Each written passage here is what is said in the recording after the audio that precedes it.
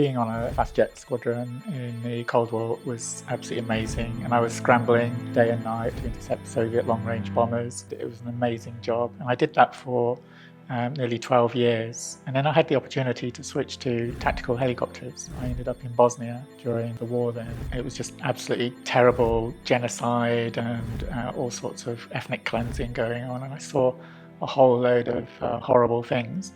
And that gives you a perspective on life. That makes you realise what life is all about. And it made me have a bit more focus on my own life and where I was going with that, because the job was brilliant, but I was still having to hide who I was.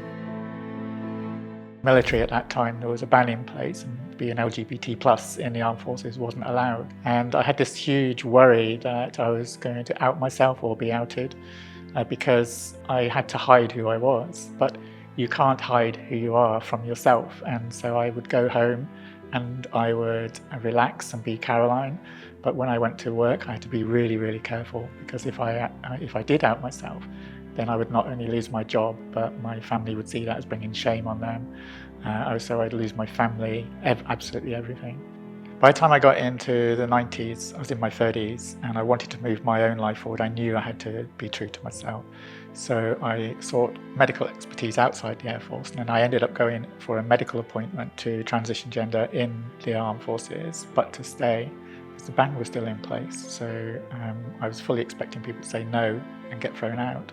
And the answer came back that I could stay and that I could serve. And so in February '99, I became Caroline within the armed forces, and it was an absolutely amazing feeling. So about 15 months later, I was outed to the newspapers and I ended up on the front page. And everybody had said that I should be thrown out because I was a danger and a liability.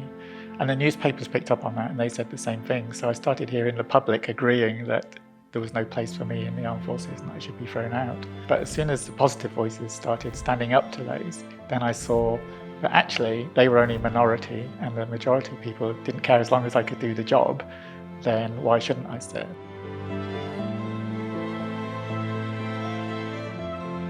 I wrote my own book, True Colours, which was published in 2017, and that highlighted me to a gentleman called Craig Jones, who was writing an anthology to mark the 20th anniversary of the lifting of the ban on LGBT service. Fighting with Pride was a charity that we set up in January 2020, taking the name from Craig's anthology. And we set it up because within that book there are stories which are quite horrific reads of how LGBT plus people were treated during the ban era.